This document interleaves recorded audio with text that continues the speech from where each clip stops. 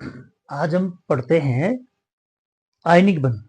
कल हमने थोड़ा सा परिचय किया था इस वाले पाठ का, रासायनिक आबंधन और आणविक संरचना वाले पाठ का। तो आज हम इसी में पहला टॉपिक पढ़ते हैं, आयनिक बंध कैसे बनता है।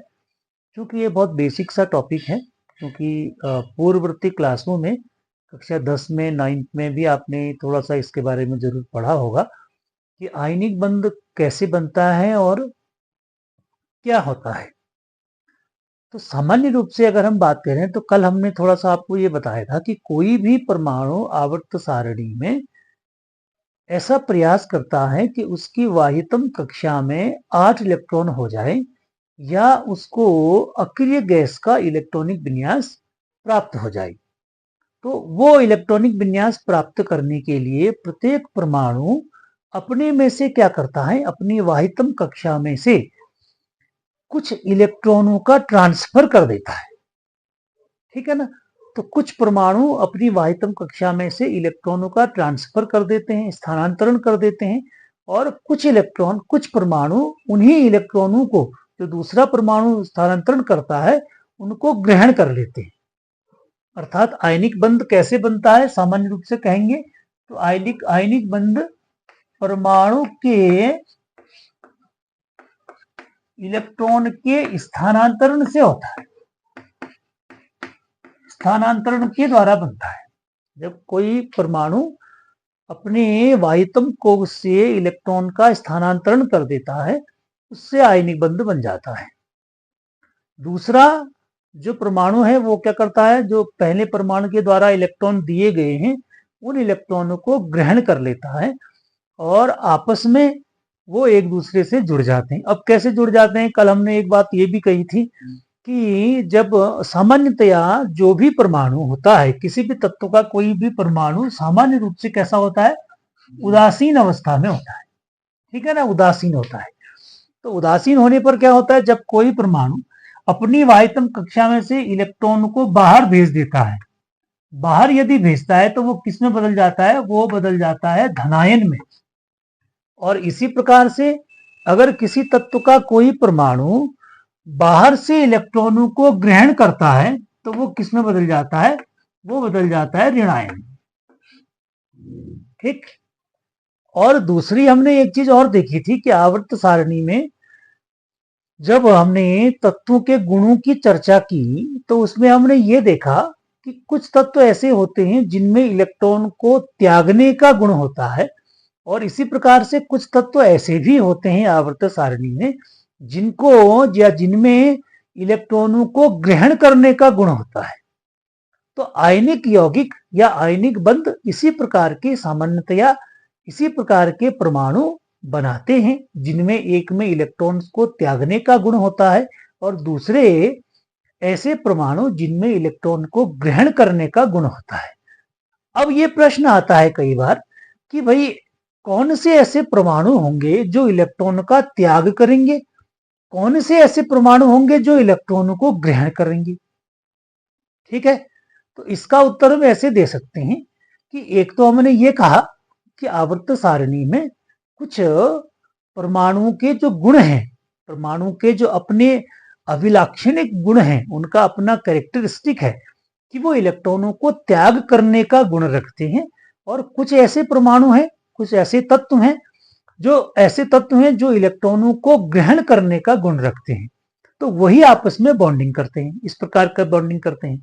दूसरी चीज एक ये भी है, देखिए कोई भी काम जब हम करते हैं ना, तो कोई भी काम करने में जो तरीका हमको आसान लगता है हम वही तरीका अपनाते हैं किसी भी काम को करने के लिए। यदि हमको कहीं जाना है, अगर हमको किसी गंतव्य स्थान को जाना है तो उस जगह को जाने के लिए जो सरलतम रास्ता होगा हम वही रास्ता अपनाते हैं।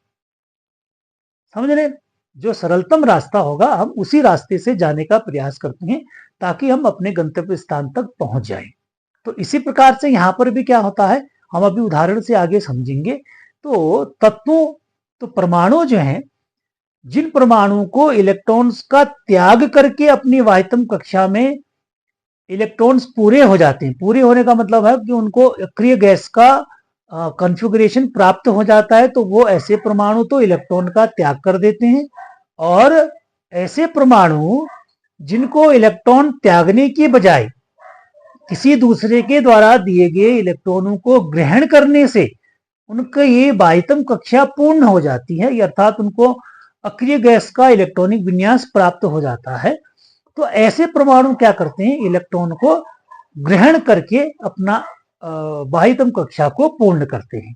अब जो ग्रहण करेगा उनमें ऋणात्मक आवेश आ जाएगा और जो इलेक्ट्रॉनों का त्याग करेगा उनमें धनात्मक आवेश आ जाएगा। अब चूंकि वो एक परमाणु जो है वो धनायन में बदल गया, दूसरा परमाणु ऋणायन में बदल गया, तो ऐसे परमाणु जब एक दूसरे के नजदीक में रहते हैं तो उनमें क्या होगा, एक तरह का आकर्षण बल लग जाएगा। ठीक, तो उसी आकर्षण बल के कारण क्या होता है, वो एक दूसरे से जुड़ जाते हैं और इसी जुड़ाव को हम क्या कहते हैं, आयनिक बंध कहते हैं। और जो यौगिक उससे प्राप्त होता है, जो यौगिक ऐसा बंध बनने से जो बनेगा यौगिक, उस यौगिक को हम क्या कहते हैं, सामान्यतया आयनिक यौगिक उसको कहा जाता है। ठीक, तो ये सामान्यतया आयनिक यौगिक या आयनिक बंध की एक सामान्य परिभाषा हो गई। अब हम एक उदाहरण से इसको समझने का प्रयास करते हैं कि ये कैसे आयनिक यौगिक बन। एक सामान्य सा उदाहरण हम देखते हैं जो प्रीवियस क्लासेस में भी हमने देखा होगा। ये हमने लिया है सोडियम परमाणु और दूसरा हमने लिया है क्लोरीन। तो सोडियम का यदि हम इलेक्ट्रॉनिक संरचना देखते हैं तो सोडियम का 11 इसका परमाणु क्रमांक है, तो इसमें इलेक्ट्रॉन्स की संख्या 2, 8, 1। बाह्यतम कक्षा में एक इलेक्ट्रॉन है, मतलब इसकी संयोजकता कितनी हो जाएगी, एक। इसकी लिविज संरचना यदि हम बनाएंगे तो Na के ऊपर में आपको एक डॉट लगा देना है। क्लोरीन को यदि आप देखते हैं तो क्लोरीन 17 इसका परमाणु क्रमांक है, 17 इलेक्ट्रॉन्स हैं। तो इनको हमने इस तरीके से बांटा, 2, 8, 7। यदि बाहर की कक्षा में इसके हो गए 7 इलेक्ट्रॉन, इसकी भी अगर आप लिविज संरचना बनाएंगे तो ये बाहर से इसके 7 इलेक्ट्रॉन्स हो गए, है ना। ठीक, अब आप ये देख रहे हैं कि इन दोनों में अपनी बाह्यतम कक्षा में 8 इलेक्ट्रॉन पूरे करने के लिए क्या कंडीशन हो सकती है। जैसे पहले अगर हम सोडियम को देखें तो इसके पास 2 तरीके हैं, 2 तरीके बनते हैं। बाह्यतम कक्षा में 1 इलेक्ट्रॉन है, तो एक तरीका तो ये है कि ये 1 इलेक्ट्रॉन इसके पास है, ये कहीं से 7 इलेक्ट्रॉन को ले ले तो इसकी बाह्यतम कक्षा में 8 हो जाएंगे। दूसरा तरीका ये है कि ये जो 1 इलेक्ट्रॉन है, ये 1 इलेक्ट्रॉन किसी को दे दे तो इसकी जो बाह्यतम कक्षा है फिर जो बच जाएगी इसकी, इस कक्षा में ऑलरेडी इसके 8 इलेक्ट्रॉन हो जाएंगे। ठीक है ना। तो आप ये समझ रहे हैं यहां पर कि इस सोडियम को अपना कहीं से 7 इलेक्ट्रॉनों को किसी से लेकर के अपनी बाह्यतम कक्षा में 8 इलेक्ट्रॉन बनाने की बजाय अपना 1 इलेक्ट्रॉन अगर वो खो देता है, किसी को दे देता है और उससे उसकी कक्षा में ऑटोमेटिक 8 इलेक्ट्रॉन हो जाते हैं, तो ये तरीका उसका क्या है, ज्यादा आसान तरीका है। मतलब अपनी कक्षा में से 1 इलेक्ट्रॉन किसी को दे देगा, ये इसके लिए आसान है। इसी प्रकार से अगर हम क्लोरीन में देखते हैं तो क्लोरीन में भी 2 कंडीशन आती हैं। क्लोरीन की बाह्यतम कक्षा में देख रहे हैं 7 इलेक्ट्रॉन है, तो 7 के लिए भी 2 तरीके हैं कि या तो क्लोरीन 7+1 कहीं से 1 इलेक्ट्रॉन ग्रहण करे और इसमें 8 इलेक्ट्रॉन बना दे बाह्यतम कक्षा में, या दूसरा तरीका यह है कि क्लोरीन अपने इन्हीं 7 इलेक्ट्रॉनों को किसी को दे दे, ठीक है ना, -7 इलेक्ट्रॉन कर दे, तो फिर इसकी बाह्यतम कक्षा ये वाली हो जाएगी, तो इसमें भी क्या हो जाएंगे, 8 इलेक्ट्रॉन हो जाएंगे। ठीक है ना। तो इन दोनों परमाणुओं के लिए आसान तरीका क्या है, मैंने अभी जैसे कहा कि कहीं पर जाने के लिए हम क्या करते हैं कि आसान सा रास्ता अपनाते हैं। तो आसान रास्ता सोडियम के लिए क्या है, वो अपना 1 इलेक्ट्रॉन किसी को दे दे। क्लोरीन के लिए क्या है कि वो कहीं से 1 इलेक्ट्रॉन को ग्रहण कर ले। ये आसान तरीका है कि इससे वो अपनी बाह्यतम कक्षा पूर्ण कर लेंगे। तो ऐसे में क्या होगा, जब सोडियम अपना 1 इलेक्ट्रॉन का त्याग करेगा तो वो Na+ में बदल जाएगा और इनका जो कॉन्फ़िगरेशन है ये 2,8 आ जाएगा। इसी प्रकार से क्लोरीन जब कहीं से इलेक्ट्रॉन को ग्रहण करेगा तो इनमें एक नेगेटिव आवेश आ जाएगा और इनका जो कॉन्फ़िगरेशन है वो इस तरीके से बन जाएगा 2, 8, 8, 8। अब ये जो देख रहे हैं आप 2 और 8, ये किसका है, ये नियोन का इलेक्ट्रॉनिक विन्यास हो गया। नियोन कौन सा है, नियोन जो है वो अक्रिय गैस है। इसी प्रकार से यहां देखेंगे 2, 8, 8, 8, तो ये किसका होता है, नियोन के बाद में ये आर्गन का है। तो आर्गन भी क्या है, ये भी अक्रिय गैस है। ठीक, तो दोनों परमाणुओं को क्या हुआ, इतना आसान सा काम करने से दोनों परमाणुओं में क्या हो गया, इनकी वायतम कक्षा एक तरह से पूर्ण हो गई। वायतम कक्षा में 8-8 इलेक्ट्रॉन्स हो गए। अब इनमें एक में प्लस आ गया, दूसरे में क्या आ गया, माइनस आ गया। तो प्लस और माइनस होने से इनमें क्या हो जाएगा, एक प्रकार का आकर्षण बल लग जाएगा और ये दोनों आपस में क्या हो जाएंगे, जुड़ जाएंगे और NaCl का फॉर्मेशन हो जाएगा। और इस प्रकार जो बंध बनेगा, इसी बंध को हम क्या कहते हैं, आयनिक बंध कहते हैं। आयनिक बंध कहते हैं। अब आपने एक चीज इसमें देखी होगी, ये जो आयनिक बंध हमारा बना है, अगर आपको आवर्त सारणी का ध्यान हो तो इस आयनिक बंध के बनने में ये जो सोडियम परमाणु हमने लिया हुआ, ये सोडियम परमाणु कौन से ब्लॉक का तत्व है, ये S ब्लॉक का तत्व है। ठीक। और ये जो क्लोरीन हमने लिया हुआ है, ये क्लोरीन कौन से ब्लॉक का तत्व है, ये P ब्लॉक का तत्व है। अर्थात आवर्त सारणी का अगर आपको ध्यान हो तो आवर्त सारणी में S ब्लॉक के जो तत्व होते हैं वो इलेक्ट्रॉन्स को खोने का गुण रखते हैं, अर्थात उनकी धनायन बनाने की प्रवृत्ति ज्यादा होती है। इसी प्रकार से P ब्लॉक के जो तत्व होते हैं उनमें इलेक्ट्रॉन्स को ग्रहण करने की अर्थात ऋणायन में बदलने की प्रवृत्ति ज्यादा होती है। तो अक्सर सामान्यतया ये देखा जाता है कि आवर्त सारणी में S ब्लॉक और P ब्लॉक के जो तत्व हैं वो आपस में इस प्रकार का आयनिक बंध बनाते हैं और आयनिक बंध बना करके वो आयनिक यौगिकों का निर्माण करते हैं। तो इस एक उदाहरण के द्वारा हमने इस आयनिक बंध को समझने का प्रयास किया। एक उदाहरण हम और देखते हैं, एक उदाहरण और बनाते हैं। दूसरा उदाहरण हमने लिया है मैग्नीशियम का और ऑक्सीजन का। तो मैग्नीशियम और ऑक्सीजन में भी अगर आप देखें तो मैग्नीशियम का जो इलेक्ट्रॉनिक विन्यास है वो इस प्रकार से हम लिखते हैं 2-8-2, यानी कि इसकी जो लिविज संरचना हम बनाएंगे तो ऐसे 2 डॉट इसमें लगा देंगे। ऑक्सीजन का यदि आप देखते हैं तो ऑक्सीजन में 8 इलेक्ट्रॉन्स हैं, तो 2 और 6 बाह्यतम कक्षा में इसकी जो लिविज संरचना बनाएंगे आप तो वो इस प्रकार से बन जाएगी। अब यहां पर भी आप देख रहे हैं कि क्या स्थिति हो रही है कि यहां पर भी मैग्नीशियम के बाह्यतम कक्षा में 2 इलेक्ट्रॉन है, तो 2 में से या तो ये कहीं से 6 इलेक्ट्रॉन को ग्रहण करे तो इनकी बाह्यतम कक्षा में 8 इलेक्ट्रॉन बन जाएंगे, या फिर दूसरा कि ये कहीं से इन 2 इलेक्ट्रॉनों को किसी को दे दें तो इनकी बाह्यतम कक्षा फिर 8 इलेक्ट्रॉन वाली बन जाएगी, अर्थात इनको इनर्ट गैस का कॉन्फ़िगरेशन मिल जाएगा। इसी प्रकार से ऑक्सीजन परमाणु में बाह्यतम कक्षा में 6 इलेक्ट्रॉन्स हैं, तो इसके लिए भी क्या शर्त है कि ये कहीं से 2 इलेक्ट्रॉन को ग्रहण कर ले तो इसकी बाह्यतम कक्षा में 8 इलेक्ट्रॉन बन जाते हैं। तो आसान तरीका यही है कि मैग्नीशियम क्या करेगा, अपने 2 इलेक्ट्रॉनों का त्याग कर देगा। 2 इलेक्ट्रॉनों को त्याग करेगा तो मैग्नीशियम +2 में कन्वर्ट हो जाएगा। ऑक्सीजन उन 2 इलेक्ट्रॉनों को ग्रहण करेगा तो वो माइनस में कन्वर्ट हो जाएगा। ऐसा होने से मैग्नीशियम का जो कॉन्फ़िगरेशन है वो ये हो जाएगा 2 और 8, ऑक्सीजन का 2 और ये भी 8 हो जाएगा, 6 + 2 हो जाएगा। तो ये इस प्रकार से दोनों की बाह्यतम कक्षा में 10 यानी 8-8 इलेक्ट्रॉन हो गए, तो दोनों को क्या मिल जाएगा, नियॉन का कॉन्फ़िगरेशन मिल जाएगा। और ये दोनों आपस में, क्योंकि एक प्लस हो गया दूसरा माइनस हो गया, तो इनके बीच में आकर्षण बल कार्य करेगा और दोनों एक आयनिक बंध से आपस में जुड़ जाएंगे। तो इस प्रकार से जो है वो क्या बन जाता है, आयनिक बंध का निर्माण होता है और जो यौगिक हमको प्राप्त होता है उस यौगिक को हम कहते हैं आयनिक यौगिक। ठीक। अब इस प्रकार के जो यौगिक बनते हैं, तो इस प्रकार के यौगिकों के बनने में जितने प्रकार के इलेक्ट्रॉनों का ट्रांसफर होता है तो उसी प्रकार की उसकी संयोजकता को भी कहा जाता है। जैसे यहाँ पे मैग्नीशियम ने 2 इलेक्ट्रॉनों का त्याग किया है तो इसकी हम क्या कहेंगे, इसकी संयोजकता को हम कहेंगे +2, धन संयोजी हो गया है, +2 संयोजकता इसकी हो गई। ऐसे ही ऑक्सीजन की कहेंगे तो इसकी संयोजकता ऋण 2 हो गई, है ना। तो जो परमाणु जितने इलेक्ट्रॉनों को ग्रहण करेगा उतने उसकी ऋणात्मक संयोजकता मानी जाएगी और जो जितने इलेक्ट्रॉनों का त्याग करेगा उसकी संयोजकता को उतनी धनात्मक संयोजकता कहते हैं। ठीक है। तो ये 2 उदाहरणों से हमने इस आयनिक बंध को समझने का प्रयास किया और मुझे लगता है कि ये आपको समझ में आ गया होगा कि आयनिक बंध को हम कैसे डिफाइन करते हैं।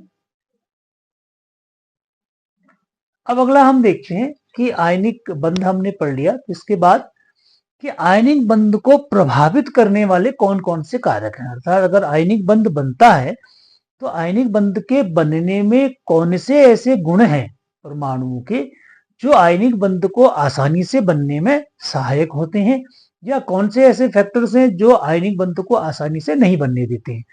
तो बनने वाले गुण क्या हैं? जैसे पहला हमने गुण देखा आयनन एंथैल्पी या आयनन ऊर्जा। जैसे हमने आवर्त सारणी में ये पढ़ा था कि जो पीरियोडिक प्रॉपर्टीज होती हैं परमाणुओं की, उनमें एक इंपॉर्टेंट गुण होता है जिसको हम कहते हैं आयनन एंथैल्पी या आयनन ऊर्जा। आयनन ऊर्जा क्या होता है?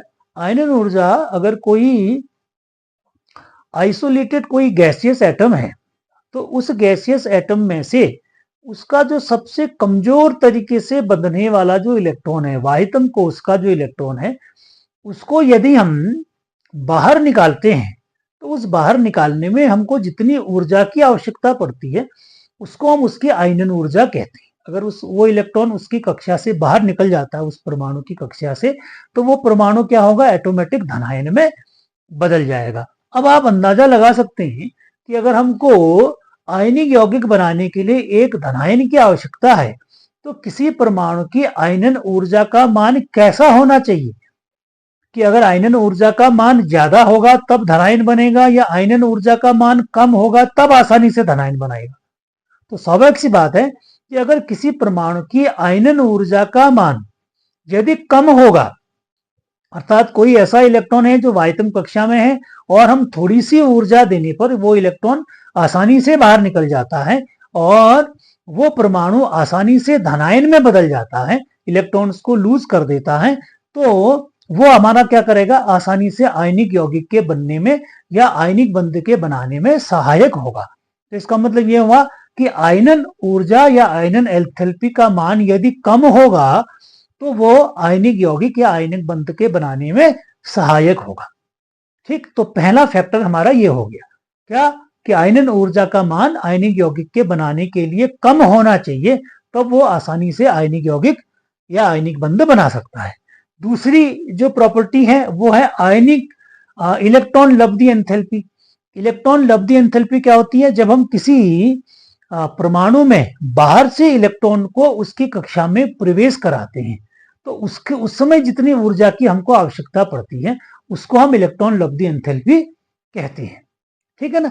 तो ये इसके विपरीत है, मतलब एक तो धनायन के लिए चाहिए, दूसरा हमको आयनिक यौगिक में आयनिक बंध बनाने के लिए क्या चाहिए होता है? ऋणायन चाहिए होता है। तो जितनी आसानी से हमारा धनायन बनेगा उतनी आसानी से हमारा ऋणायन भी बनना चाहिए। तो ठीक इसी प्रकार से इलेक्ट्रॉन लब्धि एंथैल्पी का मान जितना अधिक जिस परमाणु का होगा वो उतनी आसानी से क्या करेगा? ऋणायन बना लेगा। ऋणायन मतलब है कि इलेक्ट्रॉन को ग्रहण कर लेगा।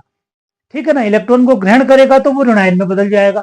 ठीक, तो ऋणायन में बदलेगा तो आसानी से क्या होगा? एक आपको प्लस मिल जाएगा, दूसरा माइनस मिल जाएगा, तो वो आपस में क्या बना लेंगे? वो आपस में आयनिक यौगिक या आयनिक बंध का निर्माण कर लेंगे। तो दूसरा फैक्टर ये हो गया कि इलेक्ट्रॉन लब्धि एंथैल्पी का मान ज्यादा होगा तो वो आसानी से आयनिक बंध बनाने में सहायक होगा।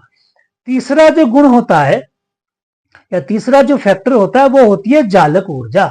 जालक ऊर्जा क्या होती है? जालक ऊर्जा, जब जालक मतलब क्या है कि क्रिस्टल जब बनता है, जब आयनिक यौगिक बनते हैं तो वो किस फॉर्म में रहते हैं? वो क्रिस्टल के फॉर्म में रहते हैं, है ना? जैसे NaCl का निर्माण भी जब होता है तो NaCl किस फॉर्म में रहता है? वो क्रिस्टल के फॉर्म में रहता है। तो जालक ऊर्जा क्या होता है? जब एक प्लस और माइनस, एक धनायन और ऋणायन मिलकर के जालक बनाते हैं, क्रिस्टल बनाते हैं, तो उस समय जितनी ऊर्जा निकलती है उस ऊर्जा को हम उसकी जालक ऊर्जा कहते हैं। ठीक है ना? तो जालक ऊर्जा भी दो चीजों पर फिर प्रभावित करती है। जालक ऊर्जा दो चीजों पर निर्भर करती है, एक तो आयनों के आकार पर और दूसरा आयनों के आवेश पर। अगर आयनों का आकार छोटा होता है तो जालक ऊर्जा का मान अधिक होता है। आयनों का यदि आकार छोटा होता है, एक तो आयनों का आकार हमने लिखा, आयनों का आकार यदि छोटा होता है तो जालक ऊर्जा का मान क्या होगा? ज्यादा होगा। आयनों का आकार यदि बढ़ जाएगा तो फिर वो जालक ऊर्जा का मान क्या हो जाएगा? कम हो जाएगा। जैसे एक एग्जाम्पल के लिए हमने लिखा NaCl है, तो NaCl की जालक ऊर्जा 769.8 किलो जूल पर मोल होती है। इसी प्रकार से अगर आप KCl से तुलना करेंगे तो KCl में, NaCl और KCl में K का साइज बड़ा है सोडियम से, तो इसकी जालक ऊर्जा होती है 698.7 किलो जूल पर मोल। तो ये 3 फैक्टर्स हैं, 3 फैक्टर्स के आधार पर जो है हम, और इसी प्रकार से एक आयनों का आवेश भी है। आयनों के आवेश में भी क्या होता है कि जिनमें जिनका आवेश जितना ज्यादा होगा उनकी चालक ऊर्जा उतनी ज्यादा होगी। तो ये कुछ फैक्टर्स हैं जो क्या प्रभावित करते हैं, आयनिक बंध को प्रभावित करते हैं। ठीक है ना, ये आयनिक बंध को प्रभावित करने वाले कारक हैं कि कैसे कैसे प्रभावित करेंगे। आयनन एंथैल्पी का मान, आयनन ऊर्जा का मान यदि कम होगा तो आयनिक यौगिक आसानी से बनेगा। इलेक्ट्रॉन लब्धि एंथैल्पी का मान ज्यादा होगा तो आयनिक यौगिक आसानी से बनेगा। जालक ऊर्जा का मान यदि ज्यादा होगा तब भी आसानी से आयनिक यौगिक का निर्माण होगा। तो ये 3 फैक्टर हैं जो इसको प्रभावित करते हैं। ठीक है, अब इसके बाद में आयनिक यौगिकों के कुछ सामान्य गुण, जब आयनिक यौगिक जो बनेगा वो सामान्य गुण वो क्या रखते हैं। पहली तो है उसकी भौतिक अवस्था। भौतिक अवस्था, आयनिक यौगिक सामान्यतया किस अवस्था में प्राप्त होते हैं, क्रिस्टलीय ठोस के रूप में आपको प्राप्त होते हैं। कोई भी जो है आयनिक यौगिक जो बनेगा वो किस अवस्था में रहेगा, ठोस के रूप में आपको प्राप्त होगा। ठीक है, दूसरा कि इनके गलनांक और क्वथनांक ये कैसे मिलेंगे, क्योंकि ठोस अवस्था में है तो इसके गलनांक, जितने भी आयनिक यौगिक आपको प्राप्त होंगे, आयनिक यौगिकों के गलनांक और क्वथनांक हमेशा कैसे मिलेंगे, उच्च होंगे। ठीक है ना, अगर आप तुलनात्मक रूप से उसकी दूसरी अवस्थाओं से तुलना करेंगे, क्रिस्टलीय ठोस की तुलना किसी दूसरी अवस्था से करके देखेंगे तो उसकी तुलना में इनके गलनांक और क्वथनांक जो है वो उच्च मिलेंगे। तीसरा, इनकी वैद्युत चालकता। वैद्युत चालकता क्या होती है कि चूंकि ये आयनिक यौगिक है, आयनिक यौगिक का मतलब हुआ प्लस है माइनस है, तो प्लस माइनस होने में क्या होगा, वैद्युत के क्या होंगे, एक तरह से सुचालक होंगे, कुचालक नहीं होंगे। लेकिन सुचालक किस अवस्था में होंगे, जब वो एक तरह से गलित अवस्था में होंगे। अगर ठोस अवस्था में आयनिक यौगिक होगा, चूंकि सामान्यतया ठोसी अवस्था में मिलते हैं, तो हम ये कहेंगे कि ठोस अवस्था में इनकी वैद्युत चालकता कैसी होगी, कम होगी, बहुत अधिक वैद्युत चालक नहीं होंगे, क्योंकि ठोस अवस्था में होंगे तो वो फिर आयनिक फॉर्म में नहीं रहेगा। तो ऐसी अवस्था में उनकी चालकता क्या हो जाएगी, कम हो जाएगी। लेकिन अगर वो गलित अवस्था में रहेंगे, ठीक है ना, एक्वस फॉर्म में अगर वो रहेगा, तब फिर उसमें क्या रहेगा, फिर उसमें चालकता का गुण आ जाएगा। ठीक है, अच्छा, अगला विलेयता। विलेयता के लिए क्या होता है, आयनिक यौगिक जो है क्योंकि ठोस है तो विलेय होने के लिए इनको पोलर सॉल्वेंट चाहिए। पोलर सॉल्वेंट कैसा सॉल्वेंट होता है कि जिसमें ऐसा सॉल्वेंट जिसमें प्लस माइनस आता हो, है ना, जैसे जल भी हमारा एक पोलर सॉल्वेंट है, तो आसानी से पोलर सॉल्वेंट में ये घुल जाते हैं। लेकिन जैसे बेंजीन है, ऐसा जो सॉल्वेंट होगा या कार्बनिक और कोई विलायक होगा तो उस विलायक में ये आसानी से घुलते नहीं है। तो ये सामान्य हमने आयनिक यौगिक कैसे बनता है, आयनिक बंध कैसे बनता है, आयनिक बंध से आयनिक यौगिक का कैसे निर्माण होता है, और उस आयनिक बंध को प्रभावित करने वाले कुछ सामान्य कारकों की हमने चर्चा की। और उसके बाद जो सामान्य आयनिक यौगिक जो बनते हैं उनके सामान्य गुण क्या क्या होते हैं, सामान्य रूप से वो कैसे लक्षण उनके होते हैं, इनकी हमने कुछ चर्चा की। अब हम इनसे संबंधित, इस टॉपिक से संबंधित कुछ 2-4 सवाल इसमें हम देते हैं। इन सवालों को आप पहले कर लेंगे और उसके बाद अगली वीडियो में फिर उसका आंसर आपको मिलेगा। इससे संबंधित कुछ सवाल आपको बनाने हैं, इनको आप नोट कर लीजिएगा। अगर आपको साफ नहीं दिखाई दे रहे तो मैं आपको पढ़ के बताता हूं। पहला सवाल हमने दिया हुआ है कि निम्न के लिविस बिंदु प्रतीक आपको लिखने हैं। कौन कौन से लिखने हैं, सोडियम का, मैग्नीशियम का, क्लोरीन का, फास्फोरस का और सल्फर का, उसके आपको लुईस बिंदु प्रतीक आपको बनाने हैं। दूसरा सवाल हमने दिया है कि निम्न युग्मों में से बनने वाले आयनिक यौगिक, एक जो जोड़ा यहाँ पर दिया हुआ है, उनके मूलानुपाती सूत्र बनाने हैं और उसका लुईस बिंदु सूत्र भी लिखना है। कौन कौन सा, पहला जोड़ा हमने दिया है सोडियम का और ऑक्सीजन का, इसका आपको क्या बनाना है कि इसका मूलानुपाती सूत्र इनसे क्या बनेगा और उसकी लुईस बिंदु सूत्र। दूसरा, सोडियम और फास्फोरस से क्या बन सकता है, मैग्नीशियम और ब्रोमीन से क्या बनेगा, एल्यूमिनियम और फ्लोरीन, ये आपस में मिलकर के आपको ये बताना है कि आपस में मिलकर के आयनिक यौगिक बनाएंगे तो उस आयनिक यौगिक का सूत्र क्या बनेगा। ठीक है ना, और दूसरा कि इनकी लिविस आपको बिंदु सूत्र बनाने हैं। तीसरा सवाल यह है, 2 इलेक्ट्रॉनिक विन्यास दे रखे हैं। एक इलेक्ट्रॉनिक विन्यास हमको ए परमाणु का दे रखा है 1s2 2s2 2p6 3s1, 1s2 2s2 2p6 3s1। दूसरे का दे रखा है 1s2 2s2 2p4। ये इलेक्ट्रॉनिक विन्यास है। तो उस इलेक्ट्रॉनिक विन्यास वाले दो परमाणु यदि आपस में संयोग करेंगे तो आपस में संयोग करके जो यौगिक बनेगा उस यौगिक का आपको सूत्र लिखना है।